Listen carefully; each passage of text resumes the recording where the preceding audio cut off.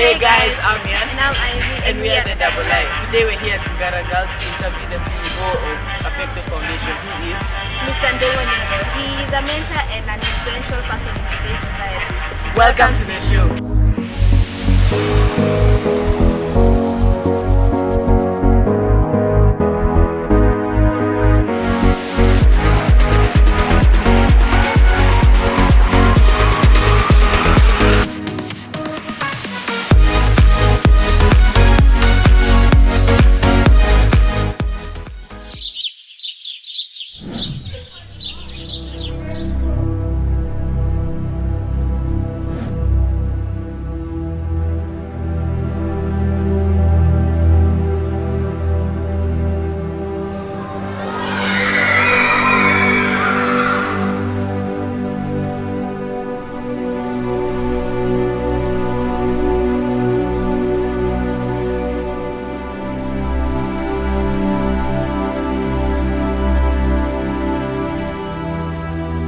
Today we're here with Mr. Ndung'u Nyoro. Thank you for having us. Welcome to the show. Thank you so much, and I'm glad you came. Kindly introduce yourself to our viewers and tell us more about yourself. Okay.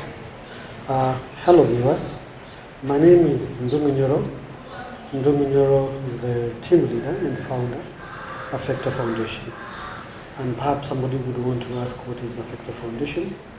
Affective Foundation is an organization registered in Kenya to run charitable activities. But our core business is Watoto, Wasome. We support and we give opportunities to brilliant children, like the two of us here, but now from a humble background.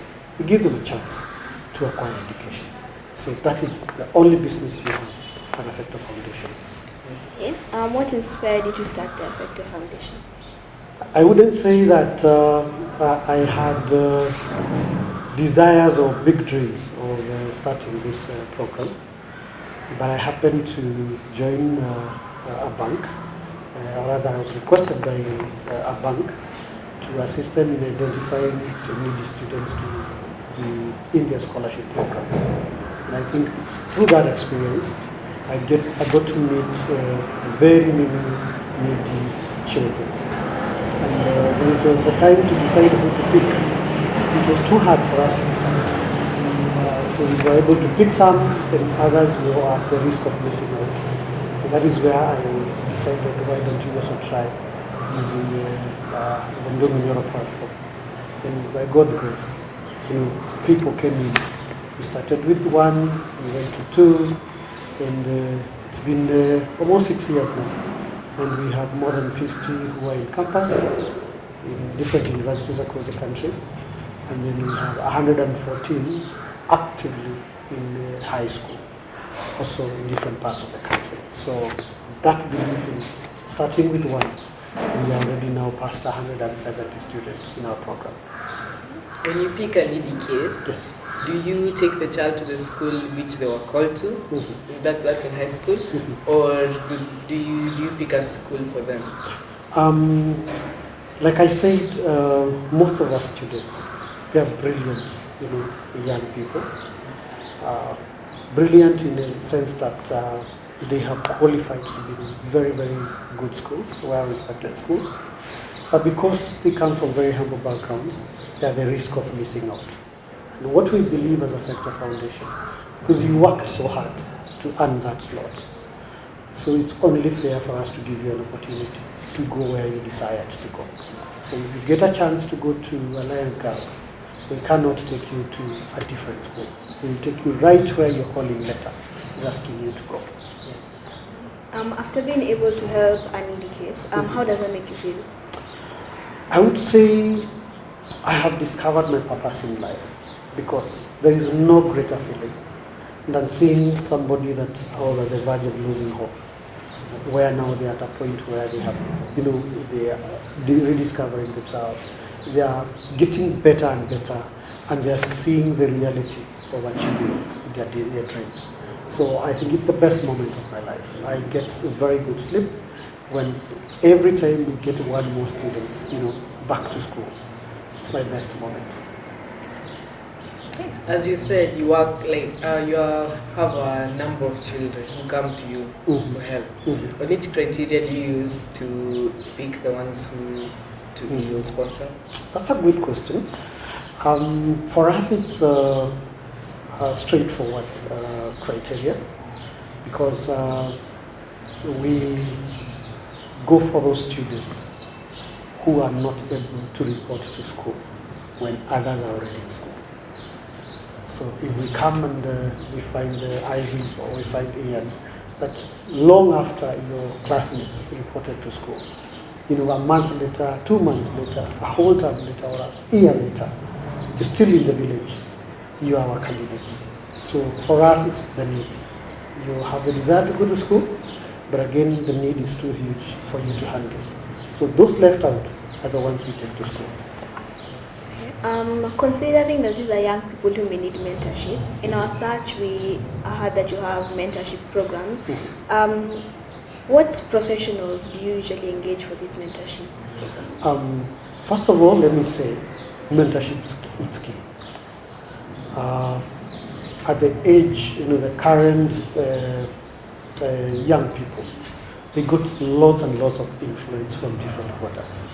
Be it from their peers, be it from social media, what they are consuming from the television. So they will need a lot of guidance for them to be able to make the right decisions about life. And we realized when we were picking these students, they were having some challenges to settle and to do things the right way in school. And that's why we got in the component of mentorship. And what we do with mentorship, we bring them together. First of all, they share their own experiences, they learn from each other. You realize you're not the only one who is having challenges. So as they share those challenges, they keep encouraging each other. So one, they learn from each other. Then secondly, we bring in a lot of activities that can help them bond together. So again, through those activities, they are able to speak up and get to learn. But again, also we bring in people who have thrived in different professionals. If we have an outstanding engineer somewhere, we bring them on board. We have very well respected lawyer. If we have a well respected doctor, businessman, we bring them. So as they share their own experiences, the students have a point or two to pick from them. But again, we have made it our mentorship. We mentor them the way they feel is okay for them. So we usually do research. We usually do questionnaires for them. So they guide us. For example, if your dream is to become a pilot and you share that your dream is to become a pilot, we look for an excellent pilot out there. And we make sure that that pilot will come and have a session so that you can be able to pick the best out of it. So if your dream is to become a psychologist, we go out there and make sure that in our next mentorship, we have a psychologist who comes and engages you. So we give them value based on their needs. Yes. Aside from careers, how would you say the mentorship program has assisted the children? One, it has built their confidence. They have become self-aware. They are very decisive in the kind of choices they're making. And they're thriving. I can pick few names here and there. People who started with right at Form 1. Again, people who were scared of being in, a space like this one. People who just wanted to be in their own, space. But right now, they are thriving in campus.